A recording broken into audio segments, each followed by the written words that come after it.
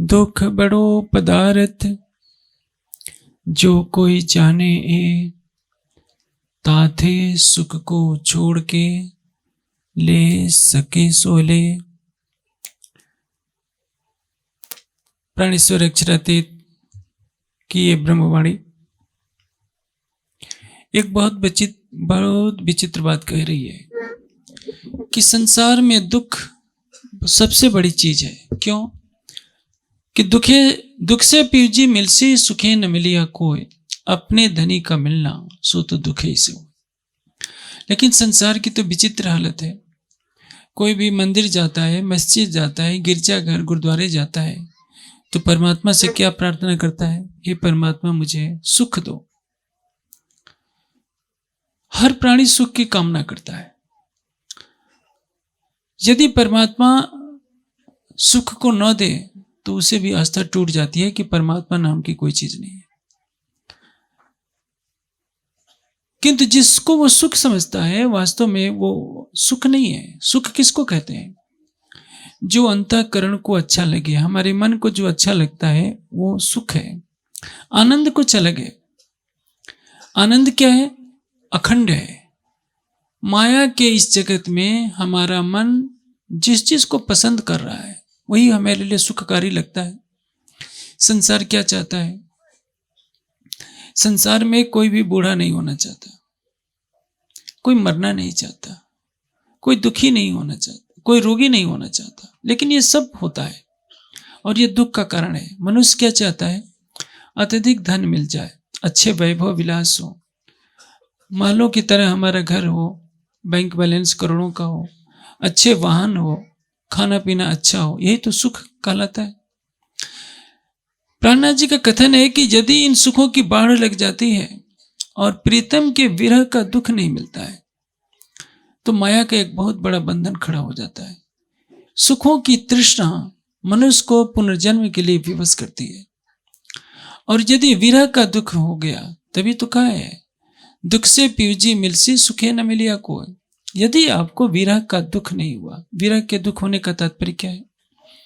एक व्यक्ति है, वो जीवन में कभी लौकिक दुख को नहीं देखा, अरबों की संपत्ति है उसके पास, अच्छे वाहन है, अच्छा महल है, युवावस्था का सौंदर्य है, अब उसको क्या लेना देना परमात्मा से? सब कोई कहते हैं कि परमात्मा ने बहुत बड़ी गलती कर दी, क्या बुढ़ापा क्यों बना दिया, मृत्यु क्यों बना दिया? आप जानते हैं परमात्मा हमसे अनंत गुना ज्ञान रखता है। यदि उसने मृत्यु नहीं बनाई होती, बुढ़ापा नहीं बनाया होता, रोग नहीं बनाया होता, तो मैं समझता हूं इस सृष्टि में कोई भी आस्तिक शायद नहीं होता, सभी नास्तिक हो जाते। लेकिन मौत का भय सबको डराता है। नास्तिक से नास्तिक व्यक्ति भी जानता है कि एक दिन मुझे मरना पड़ेगा, एक दिन मुझे बूढ़ा होना पड़ेगा, संयोगी जनों से वियोग होना पड़ेगा। यही भय तो मनुष्य को विवश करता है कि कोई अलौकिक सत्ता है जो इस ब्रह्मांड को चला रही है। सृष्टि का नियम है, जो पदार्थ बनेगा वो जर्जर भी होगा, नष्ट भी होगा। तो बुढ़ापा तो अवश्य है, अन्यथा यदि बुढ़ापा न हो, मृत्यु न हो तो सृष्टि का सारा सिद्धांत ही नष्ट हो जाए। हाँ, एक धाम है जहां मृत्यु नहीं, बुढ़ापा नहीं, कोई कष्ट नहीं। वो है क्या? परम धाम, जहां जन्म नहीं, मरण नहीं, सत्व रज तम नहीं, केवल कणकण में ब्रह्म का प्रकाश है, ब्रह्म की लीला है, ब्रह्म का आनंद है। लेकिन इस माया के द्वैत जगत में आए हैं तो केवल जीव और माया की लीला हो रही है। यहाँ के कणकण में क्या स्वरूप है? सत्व रज तम का, असत जड़ और दुख का संसार है। और इस दुखमय संसार में अखंड सुख की कामना नहीं की कोई करता है। कोई बिरला है जो इस दुखमय संसार से परे होकर जिसको अखंड सुख, जिसको आनंद कहते हैं, उस आनंद को पाना चाहता है। अखंड आनंद कहाँ मिलेगा? प्रकृति में नहीं मिलेगा, पांच तत्वों में नहीं मिलेगा। आप देखिए, आपको पांचों विषयों का ही सुख तो मिलता है। संसार के जितने सुख हैं, मान लीजिए आपको एक दिन के लिए सारी पृथ्वी का राज्य दे दिया जाए, भारत सहित जितने देश हैं सबका राजा एक छत्र बना दिया जाए कि सारी पृथ्वी के आप राजा हैं, तो आप क्या करेंगे? कौन सा सुख आप ले सकते हैं? आप अधिक से अधिक यही करेंगे कि सुंदर चीजों को आप चाहेंगे। आपका भवन सोने का हो, हीरे मोती लगे हो, आपका शयन कक्ष बहुत सुंदर हो, हर सुंदर वस्तु को देख करके आप खुश होंगे। कोमल स्पर्श का सुख चाहिए आपको। आंखें जैसे रूप को देखना चाहती है, त्वचा स्पर्श करना चाहती है, जीवा स्वादिष्ट भोजन को लेना चाहेगी। आप यही चाहेंगे कि दुनिया का सबसे स्वादिष्ट जो भोजन है वो खाने को मिल जाए। नासिका से सुगंध लेना चाहेंगे और कानों से मधुर ध्वनि सुनना चाहेंगे। बस इतना ही तो अंतर है और कुछ नहीं। और ये पशु पक्षियों को स्वतः प्राप्त है। हाथी आप देखिए स्पर्श पर मारा जाता है। हिरन मधुर ध्वनि सुनने का लालची है, उसमें मारा जाता है। मछली जीवा की वशीभूत होकर के मारी जाती है। ये एक एक प्राणी एक एक इंद्रिय की वशीभूत होने के कारण मारे जाते हैं। और मनुष्य यदि अपना विवेक खो देता है तो पांचों इंद्रियों के साथ भोग करता है और यही उसके जन्म मरण का कारण बनता है। मनुष्य का जन्म क्यों होता है? संसारिक सुख की वासना ही उसको संसार में लाती है और ये तृष्णा है।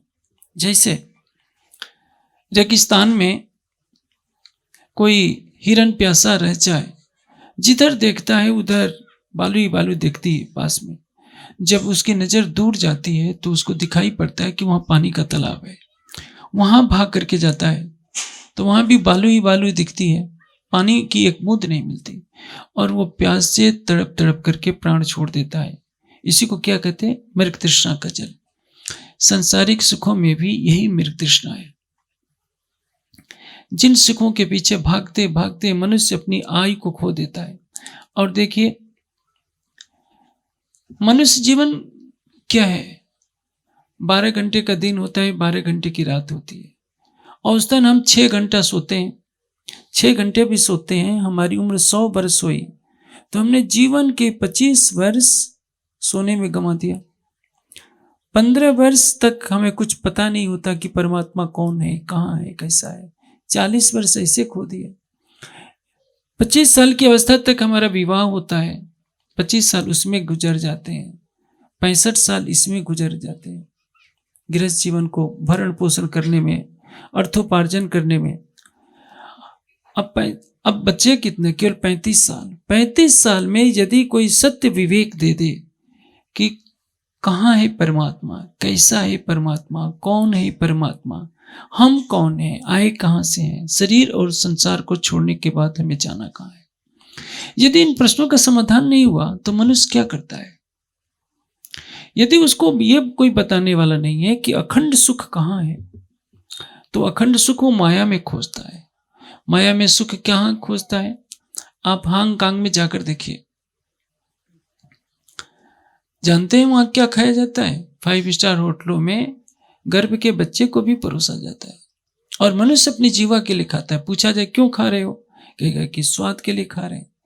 इस जीवा को कभी तृप्त नहीं किया जा सकता। ये जीवा शराब पीती है, मांस खाती है, तंबाकू खाती है, इन पदार्थों में कोई रस नहीं है, फिर भी एक तृष्णा। मनुष्य नशे का सेवन करता है और अपने अनमोल मानव जीवन को गंवा देता है। ये मानव तन मिला है इन विषयों का सेवन करने के लिए नहीं।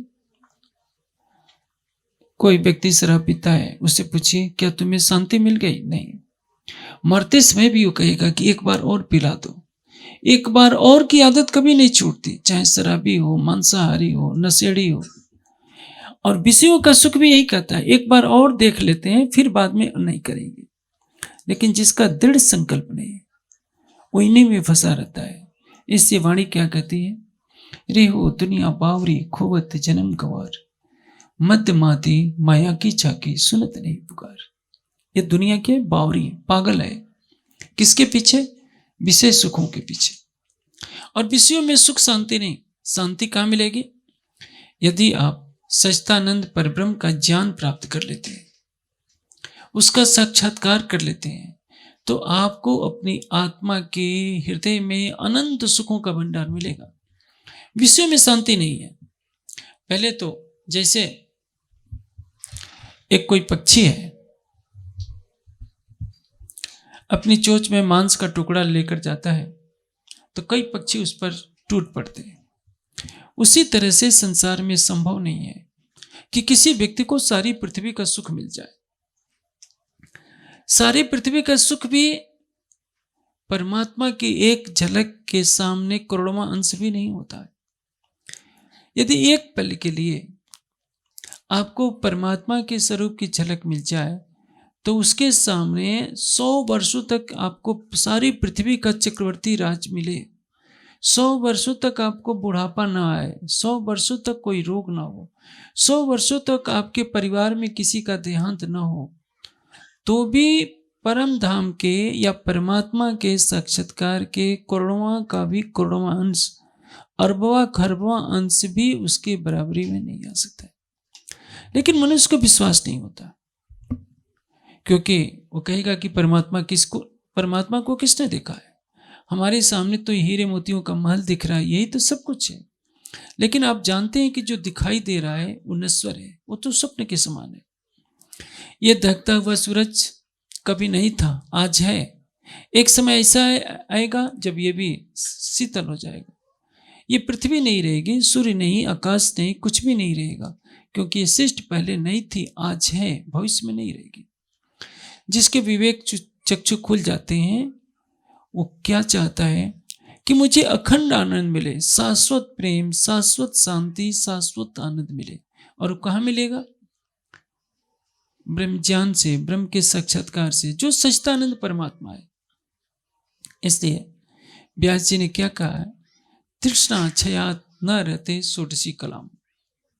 तृष्णा के क्षय होने से मनुष्य को जो सुख प्राप्त होता है वो तृष्णा के भोग के 16 भोग से 16 गुना अधिक होता है। जैसे आपको शराब में जो सुख मिलता है, शराब छोड़ देंगे तो उससे 16 गुना ज्यादा आनंद मिलेगा। कोई भी विषय सुख है, मांस खाने में मनुष्य को कोई आनंद नहीं होता, और देखा जाए तो मांस में क्या होता है? कुछ नहीं होता। किसी के सामने कच्चा मांस रख दीजिए तो उसको उल्टी हो जाएगी। एक उस प्राणी की मुख पुकार सुनिए, जब उसको काटा जाता है कितनी पीड़ा होती है। हमारे पैर में कांटा चुभ जाए, उंगली में कांटा चुभ जाए तो कितना कष्ट होता है। मनुष्य अपनी जीवा की तृप्ति के लिए प्रतिदिन न जाने कितने लाखों प्राणियों का संहार करता है। उसमें मसालों से क्या क्या डाल करके व्यंजन बनाता है और चूसता है। उसका पेट कब्रिस्तान बनाने के लिए नहीं बना होता है। शराब मनुष्य की बुद्धि को विकृत कर देती है, जिस बुद्धि से ही उसकी श्रेष्ठता है। मानव योनि अन्य योनियों से श्रेष्ठ क्यों मानी गई है? क्योंकि पशु पक्षी की बुद्धि केवल खाने पीने, सोने और प्रजनन करने के लिए। मनुष्य को जो बुद्धि मिली है वो इसे जान सकता है कि हम कौन हैं। इस शरीर के धारण करने से पहले हम कहाँ थे, और जब हमारा शरीर छूटेगा तो हम कहाँ जाएंगे। अध्यात्म के यही मूल प्रश्न होते हैं। और जब मनुष्य इस सत्य को जान जाता है तो अपने जीवन का कल्याण कर लेता है। प्राणनाथ जी की वाणी ने सारी मानव जाति के लिए, चाहे हिंदू हो, मुस्लिम हो, क्रिश्चियन हो, यहूदी हो, पारसी हो, कोई भी हो, सबके लिए एक बात कही है कि रेहो दुनिया बावरी, खोवत जन्म गंवार, मत माती माया की छाकी, सुनत नहीं पुकार। ये संसार क्या है? मद में मस्त है। मद माती माया की छाकी, माया के सुखों में तृप्त रहना चाहता है ये संसार, और उसी को जीवन का सर्वोपरि लक्ष्य मानता है। आज कल जानते हैं सबसे बड़ा व्यक्ति कौन कहलाता है? जिसके पास बहुत अधिक धन हो, बहुत अधिक गाड़ियां हो, बहुत अच्छा मकान हो, जिसके पीछे कुछ लोग चलें तो बड़ा बना जाता है। लेकिन भारत की गरिमा किससे है? धर्म की गरिमा किससे है? उस मर्यादा पुरुषोत्तम राम से हैं, जो अपने पिता के आदेश पर 14 वर्षों के लिए बन जाते हैं, नंगे पांव जाते हैं, बन के कंदमूल फल फूल खाते हैं। उस बुद्ध से है जो जिनका जन्म होता है वृक्षों के नीचे, बुद्धत्व प्राप्त होता है वृक्ष के नीचे, देह त्याग भी करते हैं बुद्ध वृक्ष के नीचे। करतल भिक्षा तुरतल वास, महावीर स्वामी ने यही अपनाया, शंकराचार्य ने अपनाया, दयानंद ने अपनाया। जो भी मनुष्य हुए हैं उन्होंने त्याग का जीवन जिया है। उन्होंने संसार के विषयों को तिनके के समान समझा। एक बार दयानंद को 3 दिन तक किसी से खाना नहीं मिला। उन्होंने किसान से कच्चे बैगन मांगकर खाया। विवेकानंद को कई दिन तक भोजन नहीं मिला था। एक बार रेगिस्तान में प्यास से तड़पने लगे थे, फिर किसी ने पानी दिया, उनकी जान बची। यदि ये महापुरुष चाहते तो संसार का सुख ले सकते थे, लेकिन हृदय में एक तड़प है कि मैं उस शाश्वत सत्य को जानूं, जिसकी शरण में जाने के बाद शाश्वत प्रेम प्राप्त होता है, शाश्वत आनंद प्राप्त होता है और शाश्वत शांति प्राप्त होती है। वाजिद अली शाह को देखिए। वाजिद अली शाह की जानते हैं 365 पत्नियां थी। माया का सारा सुख वो इकट्ठा कर रखा था, लेकिन उसके पास शांति नहीं थी। जब अंग्रेजों ने, वाजिद अली शाह लखनऊ का नवाब था, हमला किया तो वहीं कुर्सी पर बैठा रह गया। अंग्रेजों ने पकड़कर पूछा कि तुम क्यों भागे नहीं, तुम तो चाहते तो भाग सकते थे। जानते हैं क्या उत्तर दिया? कहा कि मैं भागना तो चाहता था, लेकिन मेरे पैर में कोई जूता पहनाने वाला ही नहीं था। वो इतना विषय में आसक्त है कि कोई जूता पहनाए तब वो भाग सकता था, अन्यथा पकड़ा जाना स्वीकार है। क्यों? क्योंकि उसको विषय सुख ही दिख रहा है कि यही सुख है। आप देखिए, आप जितने स्वादिष्ट फल खा सकते हैं, पशु पक्षी तोता उससे अच्छा, आपसे ज़्यादा बढ़िया स्वादिष्ट फल खाता है। आप आकाश में उड़ते हैं, पक्षी बिना पैसा खर्च किए आकाश में उड़ते हैं। आप स्टीमर में जाते हैं, मछलियाँ ऐसी जाती हैं। पक्षियों को तो पासपोर्ट की भी जरूरत नहीं, सारी दुनिया घूम करके आ सकती है। आप उनसे किस चीज में आगे हैं? आपको केवल बुद्धि मिली है। आप जान सकते हैं कि मैं कौन हूं, कहां से आया हूं, शरीर छोड़ने के बाद मुझे जाना कहाँ है। सच्चिदानंद परमात्मा कौन है, कहाँ है, कैसा है, और उसको पाने के लिए हमें क्या करना चाहिए। जो भी धार्मिक सभाएं होती हैं उसमें कुछ विवाद खड़े हो जाते हैं परमात्मा के बारे में। कोई कहेगा परमात्मा ऐसा है, परमात्मा ऐसा है। हर संप्रदाय की अलग अलग व्याख्या होती है, लेकिन सबके मूल में क्या होता है? शिष्ट का परमात्मा एक है, जिसको क्या कहते हैं? सतचित और आनंद। वो सत्य है, चेतन है और आनंद का स्वरूप है। यह जगत क्या है? असत्य है, जड़ है और दुख का स्वरूप है। सत्य वह है जो हमेशा एक जैसा रहे, न कभी जन्म ले, न कभी मरे और न कभी बूढ़ा हो। इसलिए सत्य कभी पैदा नहीं होता, वो अनादि है, अखंड है, अनंत है। जड़ पदार्थ कभी परमात्मा का स्वरूप नहीं ले सकता। जड़ पदार्थ क्या है? आकाश से वायु की रचना होती है, वायु से अग्नि, अग्नि से जल, जल से पृथ्वी। पंचभूतों से जो भी पदार्थ बने हैं, दिखाई देते हैं, वो जड़ कहलाते हैं। हम किसी प्रतिमा का निर्माण कर सकते हैं, उसको कह सकते हैं कि परमात्मा है, किंतु हमने बनाया है। परमात्मा की बनाई हुई प्रतिमाएं क्या हैं?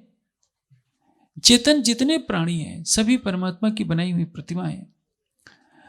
गीता में योगेश्वर श्री कृष्ण कहते हैं, ईश्वर सर्वभूता नाम हृदय देशे तिष्ठते अर्जुन। हे अर्जुन, परमात्मा कहाँ है?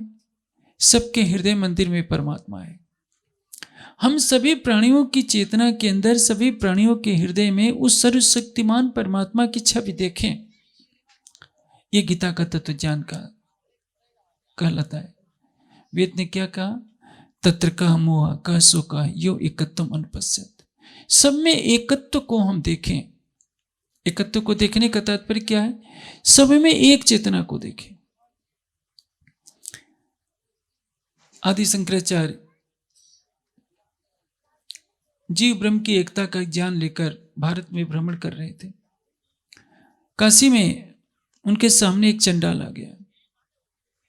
सवेरे सवेरे स्नान करके शिष्यों के साथ आ रहे थे, और उधर चंडाल भी अपने साथ कुत्तों का झुंड लेकर के आ गया, दोनों आमने सामने। शंकराचार्य कहते हैं कि चंडाल मेरे सामने से हट। चाणक्य, वो चंडाल भी सामान्य व्यक्ति नहीं था। कहता है कि आचार्य, ब्रह्म के सामने से ब्रह्म क्यों हटे? अब शंकराचार्य जी का माथा ठनका कि यह तो कोई बड़ी बात बोल रहा है, क्योंकि शंकराचार्य जी कहते हैं ब्रह्म सत्यम जगत मिथ्या जीव ब्रह्म न ब्रह्म। ब्रह्म और जीव दो नहीं है, संसार मिथ्या है, केवल ब्रह्म ही सत्य है।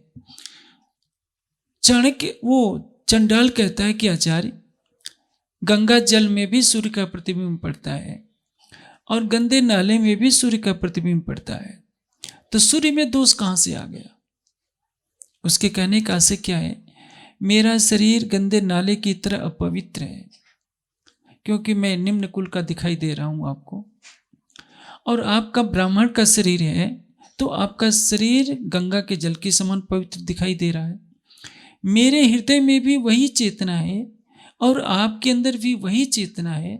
जब आप कह रहे हैं कि सबकी चेतना एक है, सबके अंदर एक ही आत्मा की चेतना है, तो फिर मैं आपको चंडाल के रूप में कैसे दिखाई दे रहा हूं? आप ब्रह्म हो सकते हैं, तो क्या मैं ब्रह्म नहीं हो सकता? शंकराचार्य जी को अपनी भूल का एहसास हुआ और अपने शिष्यों के सामने उन्होंने अपना सिर उस चंडाल के सामने रख दिया। ये महानता है शंकराचार्य की, कि एक चंडाल के सामने, चंडाल के चरणों पर अपना सिर रख दिया। महान पुरुष यही होते हैं, विनम्रता उनकी पहली पहचान होती है। आज हिंदू समाज शंकराचार्य की उस शिक्षा को ग्रहण नहीं कर पाया। आदि शंकराचार्य एक चंडाल के चरणों पर शीश रख देते हैं, क्योंकि वो चंडाल उनसे ज्यादा प्रतिभाशाली निकल गया। लेकिन जो समाज शारीरिक जातिवाद के नाम पर लड़ता रहता है, एक सच्चिदानंद परमात्मा की भक्ति से रहित हो जाता है, वो अपने पतन की खाई खोद लेता है। याद रखिए, अध्यात्म मानव मात्र को जोड़ता है, संसार के सारे प्राणियों को एक सूत्र में बांधता है कि संसार एक आंगन है और इस आंगन में संसार के सभी प्राणी वास करते हैं। इन सभी प्राणियों को शाश्वत प्रेम मिले, शाश्वत शांति मिले, शाश्वत आनंद मिले, इसके लिए अध्यात्म की ऐसी धारा होनी चाहिए जो सारे संसार को एक दृष्टि से देखे। हमारी संस्कृत क्या कहती है? हम तो कहते हैं कि सारे सृष्टि में शांति हो, केवल भारत में शांति नहीं हो। शांति पाठ में क्या बोला जाता है? द्यौ शांति, अंतरिक्षम शांति, पृथ्वी शांति, आपा शांति। केवल भारत में ही नहीं, द्योलोक में शांति हो, संपूर्ण आकाश मंडल में शांति हो, संपूर्ण पृथ्वी पर शांति हो। भारतीय संस्कृत क्या कहती है? अयम निजा परोवीत गणना लक चेतसाम उदार चरिता नाम तो बस्ता ये कुटुंबकम। जिनका हृदय उदार है, उनके लिए सारी पृथ्वी अपना परिवार है। इतनी ऊंची शिक्षा कहां से मिलती है? अध्यात्म से मिलती है, भौतिकता में नहीं। क्योंकि भौतिकता में तो एक लड़ाई रहती है। पड़ोसी के पास 2 कार हैं तो हमारे मन में ईर्ष्या होगी कि मेरे पास 4 कार क्यों नहीं होगी, तो उसके लिए हम कुछ भी गलत से गलत कार्य करेंगे।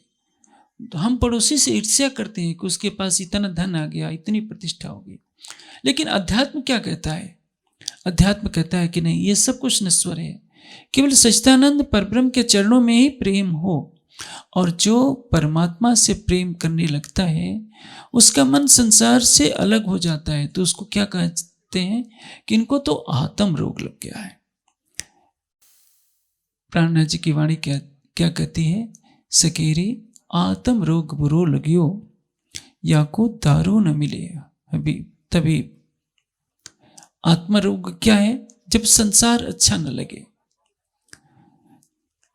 और आत्म रोग की परिभाषा क्या है?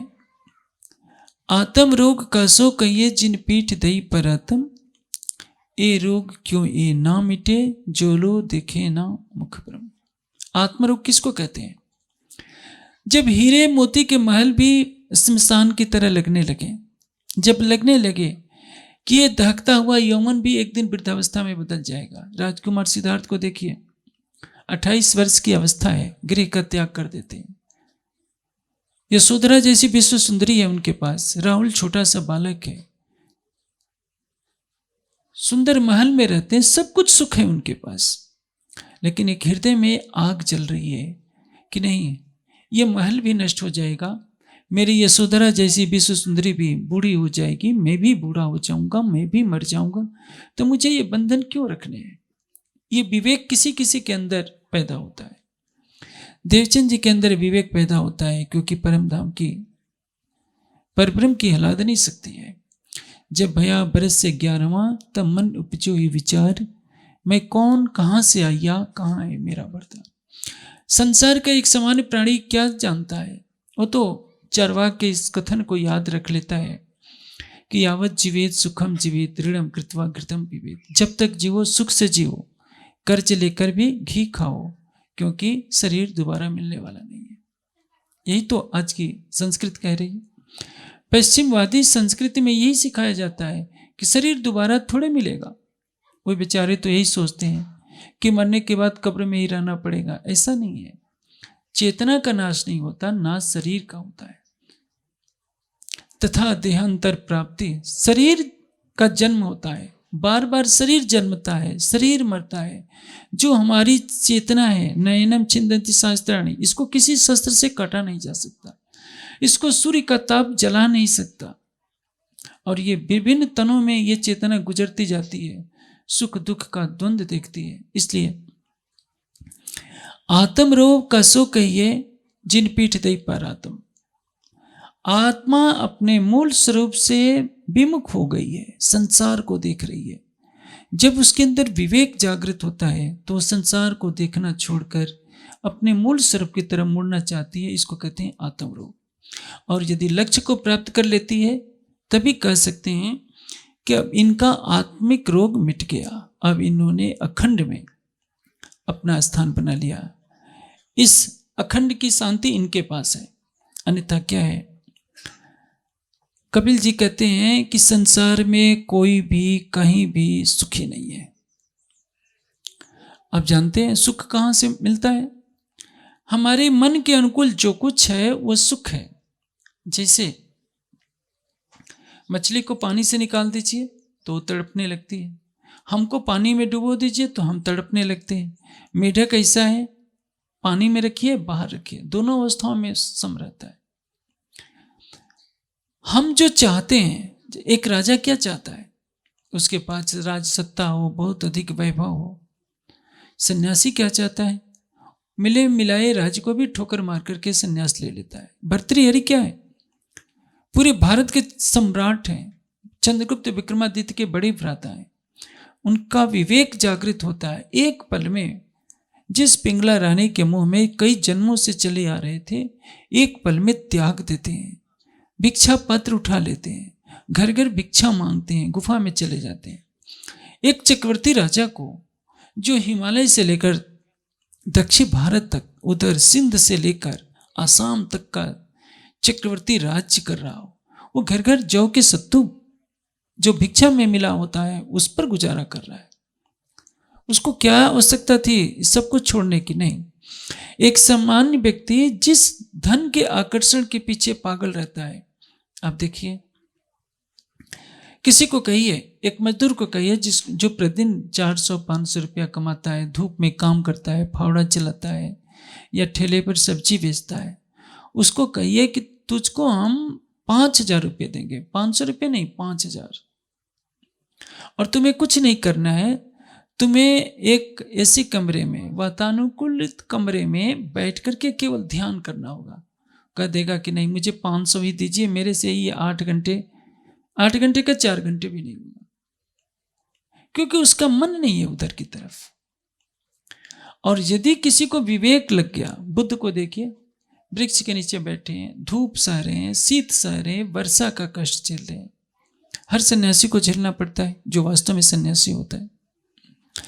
एक तृष्णा के पीछे भागा जा रहा है और एक राजमहलों को छोड़ करके भाग रहा है कि नहीं, मुझे शाश्वत शांति चाहिए। इसलिए जो भौतिक सुखों को सुख मानते हैं, प्राणनाथ जी का कहना है कि भौतिक सुखों का मोह ये सुख नहीं है, ये अज्ञानता है, ये दुख का कारण है। तभी तो कहा है, दुख रे प्यारो मेरे प्राण को, सो मैं छोड़ियों को कर जाए।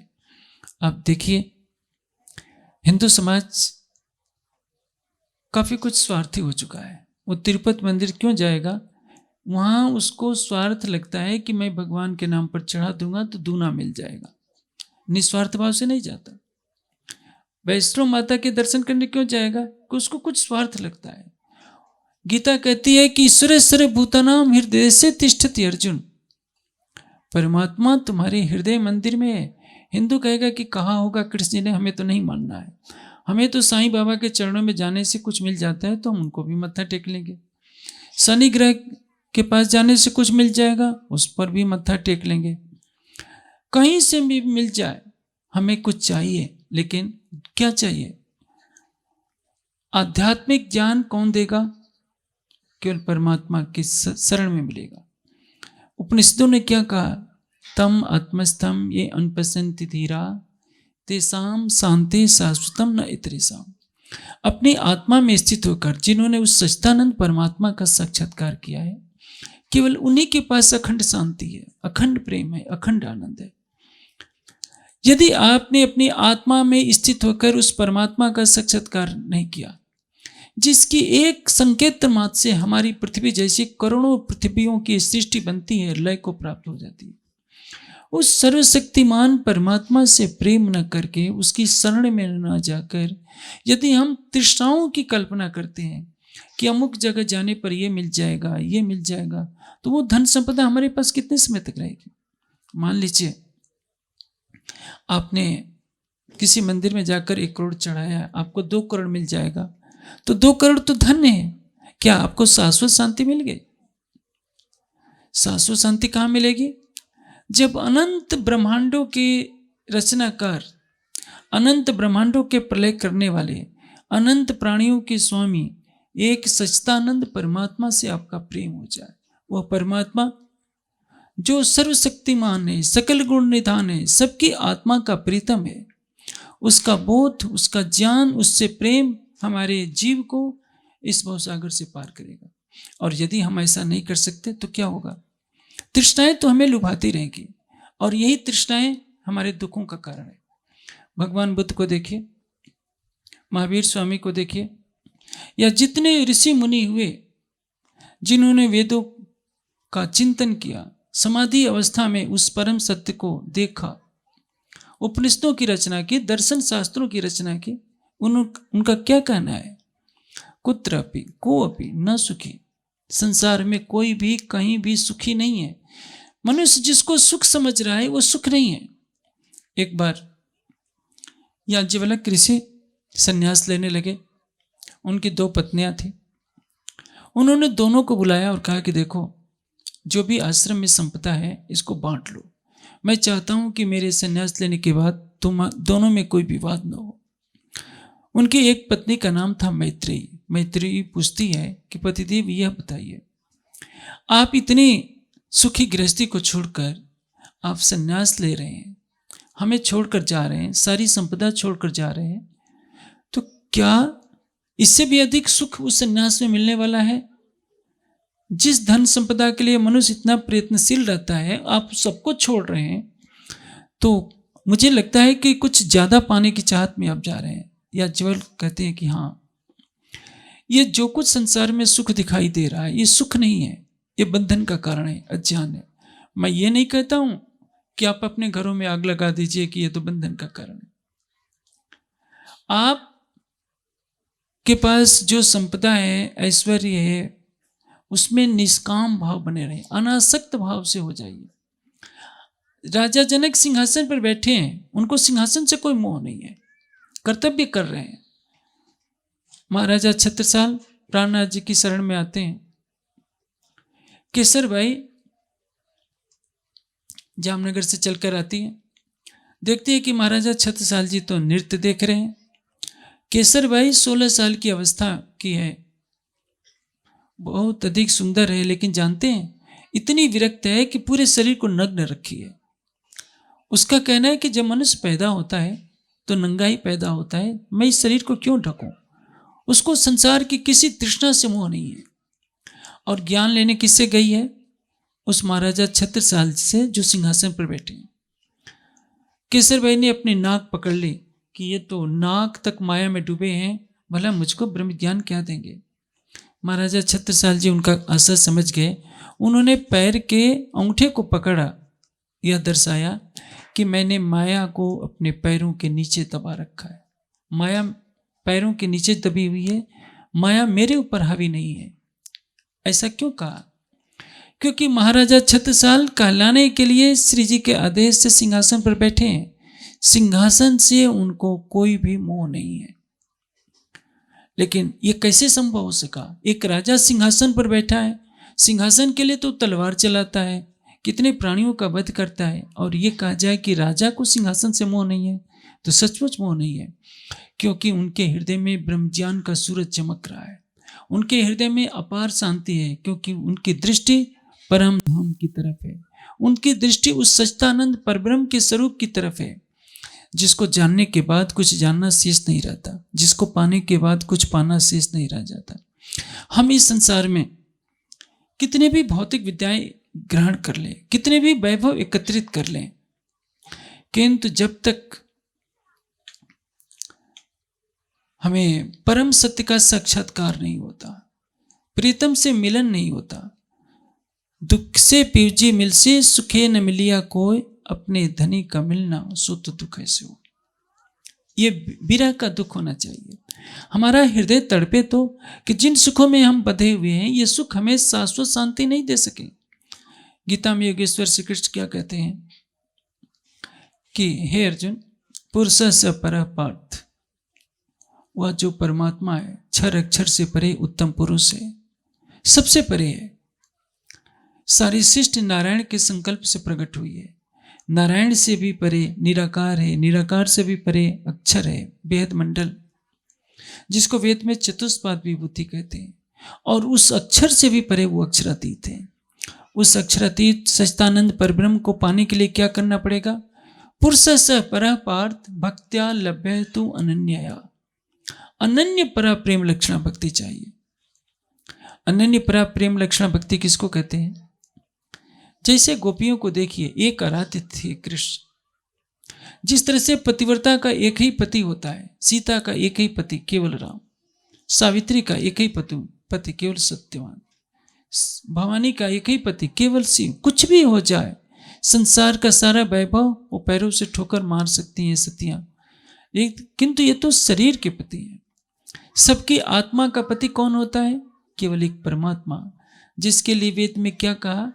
प्रियाणाम त्वा प्रियपतिम हवा में। प्रियाओं के प्रियपति कौन है? केवल एक परमात्मा। योगेश्वर श्री कृष्ण किसको परमात्मा कहते हैं? उत्तम पुरुष है तु अन्य परमात्मा इत्युदायता। एकमात्र उत्तम पुरुष अक्षरातीत ही परमात्मा है। और उसकी प्राप्ति कैसे होगी? अनन्य प्रेम से। जैसे पतिव्रता का एक ही पति होता है, उसी तरह से आत्मा का पति केवल परमात्मा होता है। उसको कहते हैं सच्चिदानंद पूर्ण ब्रह्म अक्षरातीत। यही गीता ने कहा है, यही वेद ने कहा है। लेकिन आज का हिंदू समाज न गीता को मानना चाहता है, न वेद को मानना चाहता है। देखिए, देवता किसको कहते हैं? हमें देवता का अर्थ समझना होगा। देवता वह है जिसमें दिव्य गुण हो। 33 करोड़ देवताओं की बात जनमानस में सुनी जाती है, लेकिन ब्रह्म है जानते हैं 33 करोड़ का अर्थ क्या होता है? अथर्ववेद में एक मंत्र आता है और इसकी व्याख्या यजुर्वेद में भी है। यस्य त्रैत्रिंशत् देवा निधिम रक्षन्ति सर्वदा। त्रैत्रिंशत् देवा, 33 देवता। 33 देवता कौन है? अष्टवसु। अष्टवसु में जानते हैं 5 तत्व, सूर्य, चंद्रमा और नक्षत्र। अभी 2 मिनट के लिए, क्या 1 मिनट के लिए ऑक्सीजन समाप्त हो जाए तो कोई जीवित रहेगा? इसलिए देवता है। सूर्य का प्रकाश न मिले तो क्या इस सृष्टि पर कोई जीवित रहेगा? जल न रहे तो क्या कोई जीवित रहेगा? क्योंकि 5 तत्वों की तो सृष्टि बनी है। इसलिए 5 तत्वों में, सूर्य, चंद्रमा और नक्षत्र में संसार के प्राणी वास करते हैं। इस कारण इनको 8 वसु कहते हैं। वसु किसको का अर्थ क्या होता है? सारी सृष्टि को अपने में जो बसाने वाला है उसको वसु कहते हैं। अष्टवसु, द्वादश आदित्य। आदित्य कहते हैं वर्ष के 12 महीने को। सबकी उम्र 12 वर्षों में 12 महीनों में ही समाप्त होती है। 12 से 13वां महीना नहीं होता है। चाहे क्रिश्चियन हो, मुस्लिम हो, सबकी गणना में 12 ही महीने होते। 12 और 8 20, एकादश रुद्र। रुद्र क्या है? 10 प्राण और 11वां मन। जब शरीर से बाहर निकलता है जीव, 10 प्राण और 11वां मन, प्राणों के साथ जब 11वां जीव निकलता है तो सगे संबंधी रोने लगते हैं। इनके निकलने से संगे संबंधी रोने लगते हैं, इसलिए इनको रुद्र कहते हैं कि रुलाने वाले हैं। ये कितने हो गए? 31। 32वां क्या है? यज्ञ। प्रजापति। प्रजापति क्या है? यज्ञ। जैसे आप चर्चा का श्रवण कर रहे हैं, मैं सुना रहा हूं, तो ये ब्रह्म यज्ञ हो रहा है, एक ज्ञान यज्ञ हो रहा है। आप अग्नि में आहुति देते हैं तो क्या है? वो द्रव्य यज्ञ है, वातावरण को शुद्ध करने के लिए। आप ध्यान करते हैं तो भी यज्ञ कर रहे हैं, उसको आध्यात्मिक यज्ञ कहते हैं। आप कृषि करते हैं तो भी यज्ञ कर रहे हैं, क्योंकि उससे प्राणियों का पोषण होता है। आप कुआं खुदवा रहे हैं तो भी यज्ञ है, क्योंकि उससे किसी को पानी मिलेगा। जितने शुभ कार्य हैं वो यज्ञ है। 33वां देवता क्या है? अभी बिजली चली जाए तो मेरी आवाज आप तक नहीं पहुंच पाएगी। 33वां देवता इंद्र। इंद्र का अर्थ क्या हुआ? ऐश्वर्य का जो कारण है, अर्थात विद्युत। इस विद्युत के द्वारा वैभव का उत्सर्जन होता है। बिजली न हो तो आपके खेतों में पानी नहीं चलेगा, फसलें सूख जाएंगी। बिजली न हो तो उद्योग धंधे चौपट हो जाएंगे। बिजली न हो तो मेरी आवाज आप तक नहीं पहुंच पाएगी। ये 33 देवता है, लेकिन कहीं इनको भक्ति के लिए नहीं लिखा है। दूसरे शब्दों में, एक युग था जब भारत में हर व्यक्ति सत्यवादी होता था, धर्मात्मा होता था। अशुपति के राज्य में 5 ऋषि पहुंचते हैं, कुछ आध्यात्मिक प्रश्नों का समाधान चाहिए था। अशुपति राजा होते हुए भी चक्रवर्ती सम्राट हैं, लेकिन वो ब्रह्मज्ञानी हैं, उनके पास ऋषि मुनि भी पहुंचते हैं। उस युग में आजकल की तरह अहंकार नहीं होता था। आजकल हर विद्वान यही समझता है कि मैं ही सब कुछ जानता हूं। प्राचीन काल में ऋषियों में जरा भी अहंकार नहीं था, किसी से भी ज्ञान मिल जाए वो पहुंच जाते थे। 5 ऋषि आते हैं अशुपति के दरबार में। अशुपति उनका स्वागत करते हैं और उनको कुछ दक्षिणा देना चाहते हैं। ऋषियों ने मना कर दिया। अशुपति समझ जाते हैं कि मेरे खजाने में जो धन आता है कर से आता है। ऋषि लोग इसलिए नहीं ले रहे हैं कि कहीं किसी पापी ने भी कर दिया हो, उसका पैसा हो और वो हम क्यों ले, सेवा के रूप में, दान के रूप में। अशुपति ने भरे दरबार के बीच में खड़े होकर कहा, न में अस्ते ने जर्पतो न कदर्य मध्यपा नाना हिताक न स्वैरी न स्वैरणी कुता। चुनौती देकर अशुपति कहते हैं कि मेरे राज्य में एक भी व्यक्ति ऐसा नहीं है जो चोर है, एक भी व्यक्ति ऐसा नहीं है जो शराबी है, एक भी व्यक्ति ऐसा नहीं है जो नास्तिक हो, परमात्मा की भक्ति नहीं करता हो, एक भी व्यक्ति चोर नहीं है। अब सोचिए, जिस राज्य का, जिस देश का राजा ब्रह्मज्ञानी हो, जिसके पास ऋषि पहुंचते हैं, तो आप सोच सकते हैं उस राज्य में कोई चोर करने वाला, कोई पाप करने वाला, कोई शराब पीने वाला, कोई नास्तिक कैसे हो सकता है। भारत की जनसंख्या किसी समय 33 करोड़ थी और यहाँ का हर व्यक्ति सत्यवादी था, धर्मात्मा था। जानते हैं देवता किसको कहते हैं? जो सत्य बोले, मन वाणी कर्म से धर्म का पालन करे, परमात्मा पर आस्था रखे, उसको पूर्ण सतोगुण के स्वरूप में स्थित व्यक्ति को देवता कहते हैं। जो रजोगुणी व्यक्ति होता है उसको मनुष्य कहते हैं। जो मांस खाता है, शराब पीता है, प्राणियों की हत्या करता है, दुराचार करता है, उसको क्या कहते हैं? असुर कहते हैं। मनुष्य अपने कर्मों से ही देवता बनता है, मनुष्य अपने कर्मों से राक्षस बनता है। सामान्य अवस्था में वो मनुष्य है। 33 करोड़ देवताओं का अर्थ आपने समझा? 33 जड़ देवता है। जो 34वां देवता है, सबकी रचना करने वाला केवल एक परमात्मा है। आज हिंदू समाज अपने ग्रंथों को नहीं पढ़ता है, न गीता को पढ़ेगा, न वेद शास्त्र को पढ़ेगा, न उपनिषद को पढ़ेगा। पर जो रूढ़िवादी मान्यताएं हैं उसी को धर्म समझ बैठा है। इसलिए तो शालिग्राम और तुलसी का विवाह करता है। साक्षात नारायण हृदय में बसता है, उसकी तरफ ध्यान नहीं। लेकिन अंधविश्वास, अज्ञानता ने इस समाज को ग्रसित कर लिया है। आवश्यकता है सारा संसार श्री प्राणनाथ जी की वाणी का अनुसरण करे, उसको सत्य का बोध हो, और वही सत्य उसको शाश्वत शांति देगा, शाश्वत प्रेम देगा। और प्राणनाथ जी की वाणी का यह सत्य सारे संसार को एक आंगन में बैठाता है, जहाँ सबके लिए अखंड मुक्ति का द्वार खुला है, अखंड प्रेम, अखंड सुख का द्वार खुला है। उसी अखंड सुख को कहते हैं आनंद। आनंद आत्मा का विषय है। सुख लौकिक जो होता है क्षणिक है, और उन क्षणिक सुखों के पीछे नहीं भागना चाहिए। प्राणनाथ जी का यही संदेश है। इसलिए कहते हैं कि हमें विरह का दुख चाहिए। दुख बड़ो पदार्थ जो कोई जाने ये, ताथे सुख को छोड़ के ले सके सो ले। संसारिक सुखों के पीछे भागना छोड़कर हमें विरह का दुख लेना चाहिए। हमें आत्मचिंतन करना चाहिए, हम कौन हैं, आए कहाँ से हैं। शरीर और संसार को छोड़ने के पश्चात हमें जाना कहाँ है। इसलिए संसार में आज प्रेम की आवश्यकता है, ज्ञान की आवश्यकता है, धर्म के नाम पर अंधविश्वासों की आवश्यकता नहीं। एक सत्य ज्ञान सबके हृदय में प्रकाशित हो, इसके लिए सबको प्रयासरत रहना चाहिए। और मैं आशा करूंगा कि इस क्षेत्र में ज्ञान का अधिकाधिक प्रकाश फैलेगा और भूरिया जी इस क्षेत्र में जो हमारे प्रचारक हैं उनके सहयोग से ज्ञान की वर्षा कराने में सेवा करेंगे, ऐसी आशा के साथ।